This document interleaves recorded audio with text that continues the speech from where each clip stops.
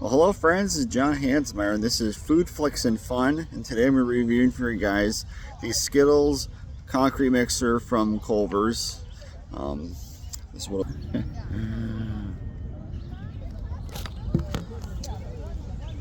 is what it looks like right here. These are the goodies right here. A little melted. Let's have a taste.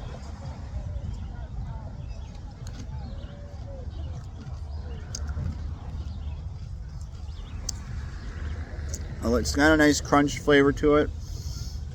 Nice creamy flavor to it. I really love the mix of the cream and the crunch. It's definitely a good summer treat. I'd give it a 5 out of 5. It was amazing.